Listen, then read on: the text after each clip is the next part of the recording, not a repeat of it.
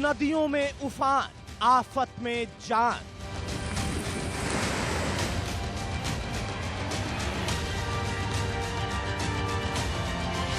बिहार में बह गया बांध, पानी से निकला तबाही का तूफान।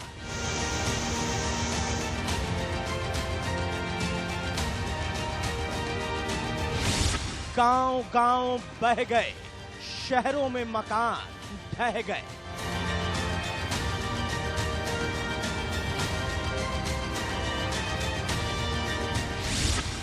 बारिश में बाइक बही, सड़कों पर नाव चली।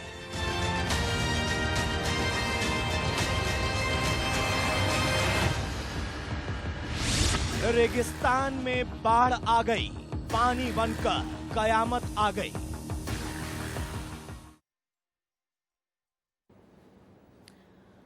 आप देख रहे हैं इंडिया न्यूज, आपके साथ मैं हूं रचना बंसल। बाढ़ और बारिश से आधा हिंदुस्तान इसी तरीके से तबाही झेल रहा है। आपको 10 तस्वीरें दिखा देते हैं जिससे आप अंदाजा लगा पाएंगे बाढ़ से सबसे ज्यादा बुरा हाल कौन कौन सी जगहों का है। असम, पूर्वोत्तर और बिहार, जहां पर बर्बादी, बाढ़ ने लोगों को परेशानियों से घेर रखा है, लोगों की जिंदगी को एक तरीके से नर्क बना दिया है। ये तस्वीरें गोपालगंज, चंपारण, भागलपुर, समस्तीपुर, सोनपुर, मोतिहारी, सीतामढ़ी, नौगांव, तेलंगाना और हैदराबाद की आपके टीवी स्क्रीन पर हैं। इन तस्वीरों को देखकर आप समझ पा रहे होंगे कि ये जो पानी सैलाब बनकर बह रहा है, अपने साथ तबाही का मंजर लेकर आ रहा है, अपने साथ सब कुछ बहा ले जा रहा है। इसमें न जाने कितनी जिंदगियां मौत के मुंह में समा चुकी हैं, कितने लोगों के घर बार डूब चुके हैं, कितने लोगों के घर बह गए हैं। ऐसे में लोगों का जीना मुश्किल हो गया है। सैलाब, कुदरत की मार अगर किसी राज्य पर सबसे ज्यादा पड़ी है तो वो है बिहार, जो एक तरफ कोरोना की महामारी से जूझ रहा है तो वहीं दूसरी तरफ बाढ़ ने पूरे बिहार को बेहाल कर दिया है। बिहार में बाढ़ से हाहाकार मचा हुआ है। आधा बिहार बाढ़ से बेहाल हो चुका है। नदियां अपने उफान पर हैं। दर्जन भर से ज्यादा जिलों में कुदरत का कहर जारी है, लेकिन प्रशासन अभी भी चैन और सुकून की नींद में सोया हुआ है। आप रिपोर्ट देखिए कैसे बाढ़ से बिहार तड़प रहा है।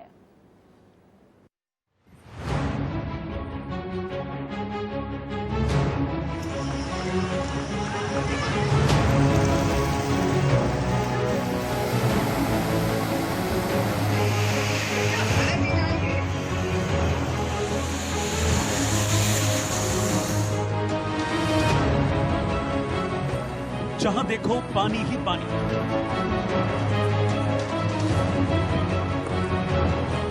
जहां देखो बाढ़ ही बाढ़। जिंदगी थम गई। कुदरत की मार लोगों को घुटने टेकने पर मजबूर कर रही है, क्योंकि आसमान से बारिश नहीं, आफत बरस रही है।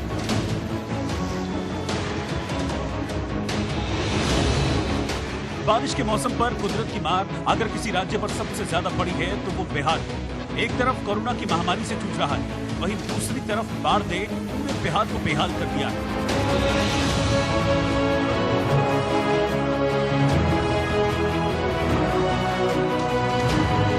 जिंदगी थम गई है, जनजीवन अस्त व्यस्त हो गया है। लाखों घर बाढ़ की चपेट में आ चुके हैं। हजारों गांव पानी की भेंट चढ़ गए हैं। सैकड़ों सड़कें पूरी तरह से बर्बाद हो गई हैं। दर्जनों पुल पानी में बह गए हैं। यूं तो पूरा उत्तर बिहार बाढ़ की मार से त्राहिमाम कर रहा है, पर बाढ़ को लेकर इस वक्त बड़ी खबर मोतिहारी से सामने आई है, जहां गंडक नदी पर बना चंपारण तटबंध टूट गया। तटबंध टूटने से दर्जनों गांव में पानी घुस गया। ये तस्वीर उसी वक्त की है जब संग्रामपुर बांध टूटा था। अब आलम यह है कि लोग अपने घरों को छोड़कर ऊंचे स्थानों की ओर पलायन करने लगे हैं। इलाके के लोगों में दहशत का माहौल बन गया है। बांध टूटने से पूरा NH 74 पानी में डूब गया है। प्रशासनिक अधिकारी घटनास्थल पर पहुंचकर लोगों को सुरक्षित जगह पहुंचाने का काम कर रहे हैं, लेकिन इन्हीं प्रशासनिक अधिकारियों पर कई सवाल भी खड़े हो रहे हैं, क्योंकि बांध की मरम्मत के समय जिले के सभी अधिकारी इसका मुआयना करने आए थे। ऐसे में सवाल उठता है कि मुआयना करते वक्त के अधिकारियों को इसमें खामियां नजर नहीं आई? अगर आई तो उन्हें नजरअंदाज क्यों किया गया?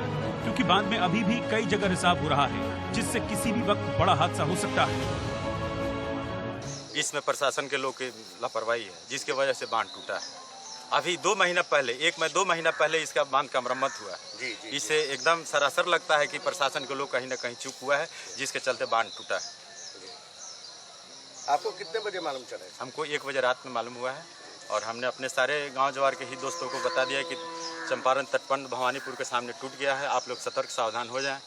उसी समय हम संग्रामपुर थाना प्रभारी को बताए हैं और इस चंपारण तटबंध के जो मुख्य अभियंता है उनको हमने फोन करके बताया। सवाल तो उठेंगे ही, क्योंकि मोतिहारी की तरह ही गोपालगंज में बाढ़ का तांडव जारी है, जहां बांध टूटने से हालात भयावह हो गए हैं। मांझा प्रखंड के पुरैनी, बरौली प्रखंड के देवापुर और बैकुंठपुर के पुरैना बांध टूटने से दर्जनों गांव बाढ़ की भेंट चढ़ गए हैं। बल्कि लगातार नदी का पानी नए गांव में प्रवेश कर रहा है, जिससे चारों तरफ हाहाकार मचा हुआ है।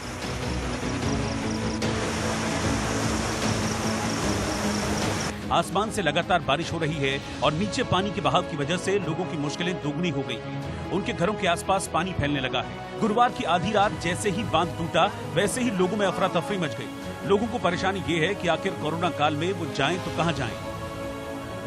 देखिए, हमने कल ही आशंका जताई थी, जिस समय देवापुर का छड़की टूटा, हमने जिला प्रशासन को कल ही अलर्ट कर दिया कि छड़की टूटने के बाद निश्चित रूप से यह तटबंध सारण मुख्य तटबंध देवापुर का टूटेगा। और आपके सामने यह बाढ़ का दृश्य दिखाई दे रहा है और अभी बच्चों को डूबने की खबर हमको मिली है। तुरंत हमने जिला पदाधिकारी से कहा है कि एनडीआरएफ की टीम शीघ्र इस गांव में भेजिए, सभी का रेस्क्यू कराइए।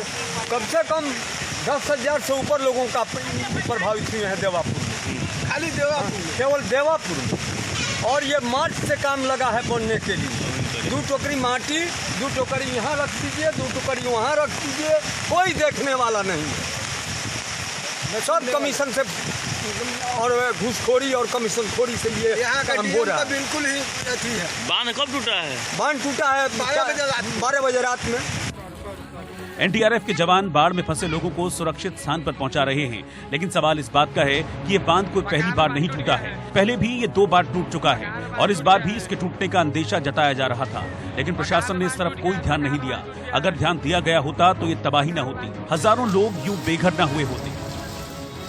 वहीं वाल्मीकि नगर बैराज से 4 लाख क्यूसेक पानी छोड़े जाने से गंडक बेकाबू हो गई है। गंडक नदी विशंबरपुर में लाल निशान से 2 मीटर ऊपर बह रही है। वहीं पतेहरा और डुमरिया घाट में भी खतरे के निशान को पार कर गई है और मटियारी में लाल निशान से 1 मीटर ऊपर बह रही है। गंडक कभी भी नियंत्रण से बाहर हो सकती है और आलम यह है कि अटकलें भय की दिशा में बढ़ रही हैं। ग्रामीण सहमे नजर आ रहे हैं, क्योंकि इस बाढ़ के कहर से बिहार में सिर्फ गोपालगंज और मोतिहारी ही प्रभावित नहीं है, सिवान और सारण जैसे जिले भी बाढ़ के कहर से जूझ रहे हैं। बाढ़ का असर यातायात पर भी देखने को मिल रहा है। दरभंगा से समस्तीपुर के बीच ट्रेन को रोक दिया गया है। उधर सीतामढ़ी जिले में बागमती और अधवारा समूह की नदियों के जलस्तर में एक बार फिर से इजाफे का सिलसिला शुरू हो गया है। लेकिन जहां एक तरफ कुदरत कहर ढा रही है, वहीं लोग भी लापरवाही दिखाने से बाज नहीं आ रहे। बारिश के चलते जल जमाव वाले इलाके और नदियों में लोग बेवजह तैराकी, मछली पकड़ने और सेल्फी के चलते दर्जनों लोग अपनी जान गंवा चुके हैं।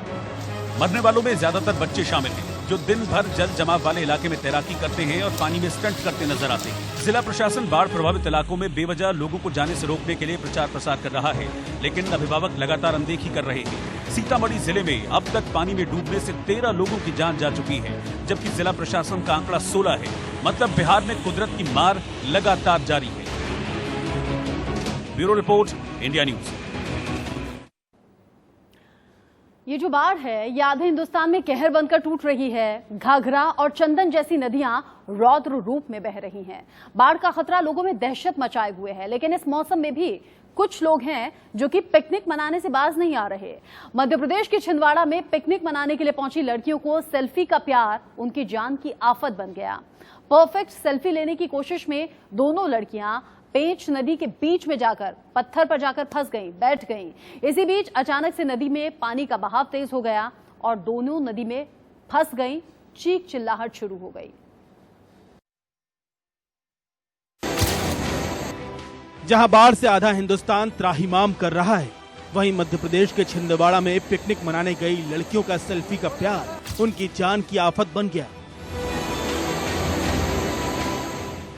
परफेक्ट सेल्फी लेने की कोशिश में 2 लड़कियां पेंच नदी के बीच में पत्थर पर जाकर बैठ गईं। इस बीच अचानक नदी में पानी का बहाव तेज हो गया और दोनों नदी में ही फंस गईं। जिसके बाद चीख पुकार मच गई। उनके साथ गई सहेलियां ये देखकर डर गईं। उनके हाथ पैर फूल गए। लेकिन कोई बड़ा हादसा होता उससे पहले नदी में फंसता देख पिकनिक मनाने गई दूसरी युवतियों ने पुलिस प्रशासन को सूचना दी।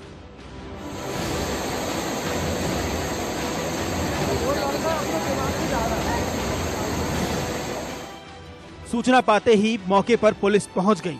साथ ही गांव के स्थानीय लोग भी पहुंच गए, जिन्होंने रेस्क्यू कर नदी से सकुशल युवतियों को बाहर निकाला।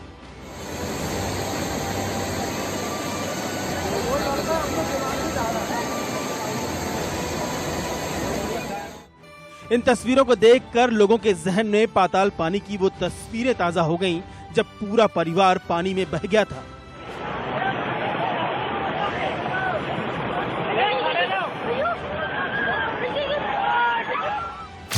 अगर इन लड़कियों ने वो तस्वीरें देखी होती तो सेल्फी के लिए अपनी जान जोखिम में न डालती।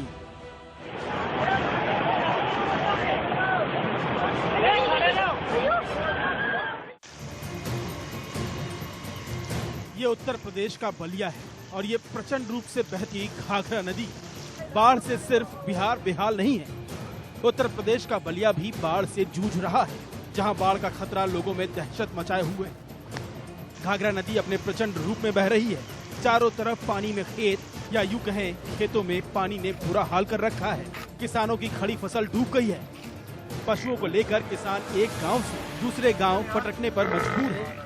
घाघरा नदी का जलस्तर लगातार बढ़ता जा रहा है, जिसको लेकर इलाकाई लोगों में दहशत है। क्या नाम है आपका? कौन सा गांव है ये? यहाँ पे क्या रोड कट गई है कोई? हाँ, रोड कट गई। कौन सी रोड है ये? खानपुर और छिन्नापुर के सरहद पे है। कब बनी थी ये रोड? रोड तो 3-4 साल पहले डामर हुई। तो ये पानी कहाँ से आ रहा है? पानी तो इधर गंडाही और तालाब जो है भैरमपुर होते हुए आता है। आपका घर और भी कहीं डूबा है पानी में? ये सामने के घर डूबा। तो इस समय कहाँ रह रहे हैं आप लोग? दूसरे के घर में रह रहे हैं। दूसरे के घर। उधर प्रशासन ये कहते हुए अपना पल्ला झाड़ चुका है कि किसानों को मुआवजा दे दिया जाएगा। गंगा नदी में अभी तो पिछले वर्ष एकाएक पानी आ गया था मध्य प्रदेश और अदर स्टेट से। इस बार कोई स्थिति नहीं है। सामान्य जल स्तर जो है जैसे नॉर्मली बरसात के दिन में बढ़ता है वैसे बढ़ रहा है और उस पर हम लोग सतत निगरानी रखे हुए हैं। परियोजना के काम भी नदी के स्तर में करते हुए हम लोग सुरक्षित लेवल पर पहुँच गए हैं।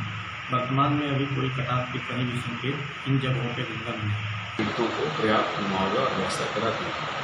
हमारा कोई रिहायशी इलाका बाढ़ से ग्रस्त न हो, जान माल की हानि न हो, इसके लिए सरकार पूरी तैयारी के साथ, ये पहली बार ऐसा है कि माननीय मुख्यमंत्री जी के नेतृत्व में उत्तर प्रदेश में एनडीआरएफ की तर्ज पर एसडीआरएफ है और पूरी तरीके से आपने देखा कि पिछली बाढ़ों में माननीय मुख्यमंत्री जी तत्परता के साथ हर प्रभावित जनपद में गए और सारी पर्याप्त व्यवस्था लेकर भी गए।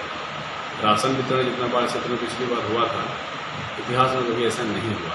तो संवेदनशील मुख्यमंत्री जी हैं, हर विषय का संज्ञान रखते हैं और पूरी तत्परता के साथ हर विषय पर कार्रवाई करते हैं। लेकिन सवाल ये है कि मुआवजे के मरहम से किसानों के नुकसान की भरपाई हो जाएगी। सवाल ये भी है कि वक्त रहते क्यों कोई ठोस इंतजाम नहीं किए जाते, क्योंकि बाढ़ तो यहाँ के किसानों की किस्मत बन गई जो हर साल आती है।